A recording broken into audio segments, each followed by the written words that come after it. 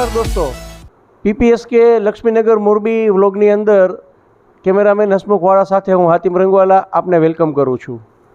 દોસ્તો, આપ જેમ જાણો છો કે અત્યારે આપણે સંસ્થામાં રહેતા જે કર્મવીરો છે એમની સાથે એક મુલાકાત તમારી સાથે અમે કરાવીએ છીએ અને એમના જીવન વિશે, એમને જીવનમાં પોતે શું શું સંઘર્ષ કર્યો છે, આજે એ લોકો કઈ સ્થિતિમાં છે ને શું અનુભવે છે, અને એમના જીવનની જે શરૂઆતથી લઈને અત્યાર સુધીની જે યાત્રા છે, એમના એજ્યુકેશનથી લઈ અને તમામ જે એમની સાથે જે ઘટનાઓ ઘટેલી છે, જે એ લોકો પરિસ્થિતિમાંથી પાર પડ્યા છે, એનો એક આખો અહેવાલ અમે તમારા માટે તૈયાર કરવાની કોશિશ કરીએ છીએ, જેથી કરીને તમને ખ્યાલ આવે કે અંધ વ્યક્તિનું જે જીવન છે એ કેવું હોય છે અને એ લોકો શું સમાજથી ઈચ્છે છે અને આ સંસ્થા જે કામ કરે છે એના વિશે એમનું શું કહેવાનું છે, એમના અભિપ્રાયો અમે તમારા સુધી પહોંચાડવાની એક સિરીઝ અત્યારે ચાલુ કરી છે.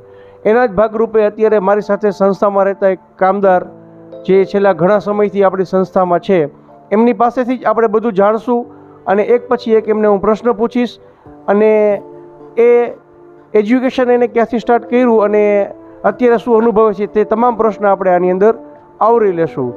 તો નમસ્કાર. નમસ્કાર. તમારું નામ જણાવો. મારું નામ વિજય મકવાણા. હવે વિજયભાઈ સાથે આપણે વાતચીતનો દોર આગળ કરશું. વિજયભાઈ, જન્મ ક્યાં થયો? જન્મ મારો પાલિતાણા થયો છે 1931/7/1984. એજ્યુકેશન કેવી રીતે, ક્યાં? અચ્છા, એજ્યુકેશન એટલે કે ભણવાની મારી શરૂઆત 1993માં થઈ હતી. તે 2008 સુધી ચાલ્યું ભણવાનું. હવે એ પહેલાં એક પ્રશ્ન પૂછતા ભૂલી ગયો, જન્મથી બ્લાઇન્ડ કે જન્મથી જ બ્લાઇન્ડ છું? જન્મથી જ બ્લાઇન્ડ છો. ઓકે. હવે ભણવા માટેની જે માહિતી છે એ તારા વાલીને કેવી રીતે, કોઈ કેના માધ્યમથી? એમાં એવું છે કે ભાવનગર હું ભણેલો છું. ઓકે. ભાવનગરમાં મારા માસી રહી છે, એ લોકોએ અમને સંસ્થા બતાવી ને કે મારા મમ્મી પપ્પાને તો ખ્યાલ નહોતો કે આવી સંસ્થા આંધની હોય કે ન હોય. ઓકે. એટલે એ લોકોએ પછી એડમિશન અપાવ્યું. એના થકી આજ હું ઉજળો છું. ઓકે. અભ્યાસ કેટલો કર્યો? 12 પાસ કર્યો. 12 પાસ કર્યું. 12 પાસ કર્યા પછી મનમાં શું વિચાર આવતા હતા? પછી શું કરશું શું નહીં, હવે નોકરી તો જલ્દી મળે એમ હતી નહીં. પછી હું અમદાવાદ વયો ગયો. ઓકે. ફિઝિયોથેરાપિસ્ટ મેં પણ કરેલું છે. ઓકે. 2 વર્ષનો કોર્સ આવે એ પણ કરેલું છે. પછી 2008થી લઈને 2012 સુધી મેં હોમ વિઝિટ કરી. પણ ચોમાસામાં અમારા હું વાણિયાના જૈન લોકોના હિસાબે થોડીક વિઝિટ ઓછી આવે મોન્સૂન સત્રમાં, એટલા માટે પછી લીપમાં અમદાવાદ વયો ગયો. ત્યાંથી પછી 2 વર્ષ ત્યાં રહ્યો. પછી 2015માં હું આ સંસ્થા સાથે જોડાયો. ઓકે. 9 જુલાઈ 2015ના રોજ અહીંયા આવ્યો. ઓકે. બસ અહીંયા અત્યારે સ્ટોપ કરી, હું તને બીજો પ્રશ્ન પૂછું છું એમાં. તો દોસ્તો, આપે અત્યારે એની વાત સાંભળી કે પોતે 12 પાસ છે, ત્યાર પછી એને ફિઝિયોથેરાપિસ્ટનો કોર્સ અમદાવાદ ખાતે કરેલો છે.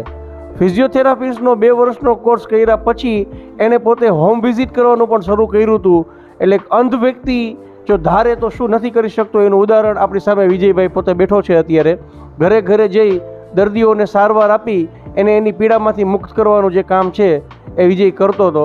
અને ચોમાસાની અંદર એમ કહે છે કે 4 મહિનાનો જે સમયગાળો હોય એને બહુ તકલીફ પડતી હતી, એટલે લીપમાં પોતે લીપમેન તરીકે પણ એને કામ કરેલું છે. અને અમદાવાદ ખાતે ઘણા બધા નેત્રહીનો આ લીપમેનની અંદર પોતાની રોજગારી કમાય છે. કારણ કે અમદાવાદ એવડું મોટું સિટી છે અને એવડા મોટા સેન્ટરની અંદર અઢળક જે છે એ ટાવરો આવેલા છે, અને ટાવરોની અંદર લીપમેન તરીકે જે પોતાની ભૂમિકા છે એ બ્લાઇન્ડ વ્યક્તિ આરામથી નિભાવી શકે છે. અને અમદાવાદના લોકો નેત્રહીનોને આ ક્ષેત્રમાં રોજગારી પણ પ્રોવાઈડ કરે છે. એ બદલ આપણે અમદાવાદ વાસીઓના પણ આભારી છીએ. હવે 2015ની સાલમાં ભાઈ તું આ સંસ્થામાં આવ્યો વિજય, તો અહીંયાની માહિતી કોણે આપી? અહીંયાની માહિતી મને ગોગાલાલ ડાંગર હતા, એમણે અહીંયા પહેલાં હતા એ. બરાબર. એણે મને પછી માહિતી આપી કે આ મોરબી સંસ્થા છે, ત્યાં તું આવતો રહ્યા. ઓકે. અત્યારે કઈ કંપનીમાં કામ કરવાનું? હું અત્યારે અજંતા બ્લોકમાં હું. ઓકે. અને કામનો અનુભવ કેવો? કામનો હું પોતે બ્લેન્ડર મશીનની જે બ્લેડ આવે ને એ હેન્ડ પ્રેસ ઉપર બનાવું છું. આખા દિવસની 1000 નંગ બનવા જોવે ત્યાં. બરાબર છે. હવે થોડી વાત આપણે બીજા સંઘર્ષોની કરીએ કે ભાઈ 1 ધોરણથી લઈ અને 12 ધોરણ સુધીનો અભ્યાસ, ત્યાર પછી અમદાવાદમાં આજ ફિઝિયોથેરાપિસ્ટનો કોર્સ, 4 વર્ષ જે આ લીપમાં કામ કર્યું છે બધું, એ દરમિયાન જીવનમાં કેવા કેવા સંઘર્ષો આવ્યા અને શું શું પરિસ્થિતિનો સામનો કર્યો એની થોડીક વાત. પહેલા ધોરણથી લઈને 12 સુધી ત્યાં તો નિવાસી સ્કૂલ હોય એટલે ત્યાં તો કંઈ બહુ એટલો ખાસ અનુભવ ન થાય, પણ 12મા ધોરણ પછી આપણે જાતે ડિસાઈડ કરવાનું હોય શું કરશું શું નહીં.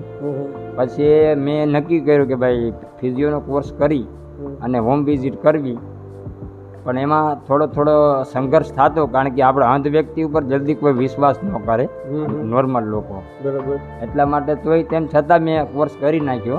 4 વર્ષ હાલ્યું તે બરાબર. બરાબર. પછી મને પોતાને બીપીની તકલીફ હતી એ દરમિયાન. પછી નક્કી કર્યું મેં તો આની કરતાં અમદાવાદ જતો રહું અને ના ક્યાંક કામ મળી જશે. તો લિફ્ટમાં કામ મળ્યું. એમાં તો હાથે ગોતવાનું, હાથે જવાનું એમટીએસ બસમાં અથવા તો રિક્ષાઓમાં. પણ ચોમાસામાં એમાંય કેવરાવતું કે પાણી ઠેર ઠેર ભરાતા અમદાવાદ. એટલે પછી ત્યાંથી નીકળી ગયો અને અહીંયા વી આવ્યો. પછી એટલે અંધને તો જીવનમાં થોડીક તકલીફ તો આવે જ તે, સંઘર્ષ તો કરવો જ પડે એને. કોઈ એવો અનુભવ ખરો જીવનનો કે જે સમયગાળામાં એવું લાગી ગયું હોય કે આ એક મુશ્કેલીનો સમય છે ને આ સમયમાંથી નીકળવું થોડું કઠિન લાગતું હોય, એવા સમયમાં કોઈ સરસ મજાનો સહારો આપ્યો હોય, હાથ પકડ્યો, એવો કોઈ ઘટના? એવી તો ઘટના એક જ છે કે જ્યારે હું લિફ્ટમાં હતો ત્યારે ચોમાસામાં તો બસ ટાઈમસર આવે નહીં, અને ત્યાં એક કોઈ બેન હતા એ રોજ મને લઈ જતા લાવતા, એટલી મદદ કરતા હતા. 3 મહિના સુધી બેન મને લઈ ગયા લાવતા હતા ગાડીમાં. બરાબર છે. હવે આ સંસ્થા વિશે આપણે થોડી વાત કરીએ. 2015થી લઈને આજે 2024 ચાલે છે, એટલે લગભગ 6 અને 4 10 વર્ષ જેવો સમયગાળો ગણાય આપણે. તો 10 વર્ષના સમયગાળાની અંદર અહીંયાનો અનુભવ કેવો? અહીંયા તો હું જ્યારે 9 જુલાઈ 2015માં આવ્યો ત્યારે તો આ બિલ્ડિંગ હતું નહીં, પતરાવાળો હોલ હતો. ત્યાં બધા 35 થી 40 સંખ્યાની હતી. આ હોલમાં રહેતા હતા, જમતા હતા, બધું એક જ રૂમમાં હતું. પણ ધીમે ધીમે મારા સાહેબ હાતિમભાઈ મહેનત કરી અને આવડું મોટું સરસ મજાનું બિલ્ડિંગ ઊભું કર્યું છે. તેનો ભરપૂર લાભ અમે અત્યારે લઈએ છીએ. જ્યારે અજંતામાં નોકરી લઈ ગયા ત્યારનો અનુભવ ને અત્યારે કામ કરો છો એનો અનુભવ? અચ્છા, હા, 2018માં 11 જૂન 2018માં હું અજંતામાં લાગ્યો. 5 વર્ષ વયા ગયા છે. એ દરમિયાન હું 125 રૂપિયામાં લાગ્યો હતો. અત્યારે મારા 400 રૂપિયા રોજ છે અત્યારે. દોસ્તો, 125 રૂપિયા રોજથી શરૂઆત કરેલો માણસ આજે 400 રૂપિયા રોજની જે છે એ ક્ષમતા ધરાવે છે, અને રોજની 1000 જે બ્લેન્ડરની બ્લેડ આવે છે એ પોતે હેન્ડ પ્રેસમાં પોતાની જાતે કોઈની મદદ વગર બનાવે છે. એક આપણા માટે ગર્વની વાત કહેવાય. સંસ્થા વિશે શું કહેશો? સંસ્થા સારું એક કાર્ય કરી રહી છે, અને હું ઈચ્છું એવું કે વધારે ને વધારે સંસ્થા મજબૂત બને એવી મેં આશા રાખીને અમારા સાહેબને કોઈ પણ જાતનો રોગ લાગુ ન પડે એવું ભગવાનને પ્રાર્થના કરું છું. સમાજને કાંઈ મેસેજ આપશો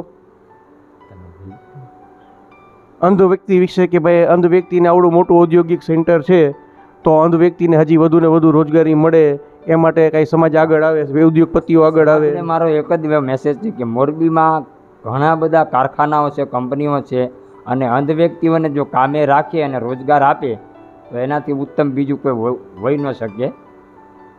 તો દોસ્તો, આપણે વિજયભાઈની જે જન્મથી લઈને અત્યાર સુધીની જે જર્ની હતી એના વિશે જાણવાની કોશિશ કરી, અને આજે એ છેલ્લા 10 વર્ષથી મોરબીમાં છે અહીંયા, અને અત્યારે એને સંતોષ છે કે 125 રૂપિયા રોજથી પોતે કામે લાગ્યો હતો, અને આજે એનું જે 400 રૂપિયા રોજ છે એ બદલ આપણે પણ કંપની ઓનરના આભારી છીએ કે અજંતા ઓર્પેટ અંધજનોને રોજગારી આપે છે, અને એ અંધજનો એ રોજગારીનો પૂરેપૂરો લાભ ઉપાડે છે, અને સારામાં સારી પોતાની જે રોજી છે એ કમાય છે, અને પોતાની પૂરતી મહેનત આપી એમાં કોઈ પણ પ્રકારની કચાશ રાખતા નથી. એ લોકો 100% ન્યાય આપી અને એ કામને અંજામ સુધી પહોંચાડે છે એ લોકો. દોસ્તો, આ જે કંઈ કરીએ છીએ એ બધું સમાજના સહારે કરીએ છીએ, તો બધાને વિનંતી છે કે વિડીયોને શેર કરજો, વિડીયોને લાઇક આપજો, અને તમારા ધ્યાનમાં કોઈ પણ પ્રકારના એવા કામો આવે તો મારા નંબર તમને ડિસ્ક્રિપ્શનમાં મળી જશે દોસ્તો. મારો કોન્ટેક કરજો. ફેક્ટરી વિઝિટ કરી અંધ વ્યક્તિ કેવા ને કેટલા કામ કરી શકે છે ત્યાં આપણે જોશું અને ત્યાર પછી અંધ વ્યક્તિને ત્યાં આપણે કામે લગાડશું. તમારે કોઈ લાવવા લઈ જવાની ઉપાધિ કરવાની નથી. એની વ્યવસ્થા છે એ સંસ્થા દ્વારા જ કરવામાં આવે છે દોસ્તો. તમારી ફેક્ટરી સુધી અમે પહોંચાડી દઈશું. તમારી ફેક્ટરીથી પાછા સાંજે છૂટવાના ટાઈમે પણ અમે ત્યાંથી એને લઈ જશું દોસ્તો. દાતાઓને વિનંતી છે કે એક વખત મોરબી માળિયા હાઈવે ઉપર આવેલ લક્ષ્મીનગર ગામની અંદર આપણું મોરબી રાષ્ટ્રીય સેવા મંડળ પ્રજ્ઞાચક્ષુ પુનર્વસન સેવા કેન્દ્ર કાર્યરત છે. એની મુલાકાત કરવા માટે ચોક્કસ આવે. નવું સંકુલ આપણે મોરબી માળિયા હાઈવે લક્ષ્મીનગર ગામની સામે આર્યવ્રત સ્કૂલની બાજુમાં ડૉક્ટર કુસુબેન અમૃતલાલ દોશી પ્રજ્ઞાચક્ષુ પુનર્વસન સેવા કેન્દ્ર સંકુલ 2નું નિર્માણ આપણું ચાલુ છે. એની પણ તમે વિઝિટ કરી શકો છો. તમારી રીતે ઉપયોગ થઈ સંસ્થાને મદદરૂપ પણ તમે બની શકો છો દોસ્તો. અમારા અકાઉન્ટ નંબર તમને અહીંયા સ્ક્રીન ઉપર અત્યારે દેખાતા હશે. આપ આપણી અનુકૂળતા મુજબ સંસ્થાને ડોનેટ પણ કરી શકો છો દોસ્તો. તો આ વિડીયો બને તેટલો જાજો ને જાજો શેર કરજો અને સંસ્થાની વિઝિટ કરવા માટે ચોક્કસ આવો. અને અન્ય કોઈ પાછી આવી જ કામદારભાઈ, નેત્રહીન કામદારભાઈ સાથે વાતચીત, કોઈ સંસ્થાના બીજા એવા ફંક્શનો હશે એ અમે તમારા સુધી પહોંચાડતા રહીશું. અમારી ચેનલને લાઇક, શેર અને સબસ્ક્રાઈબ કરશો. નમસ્કાર.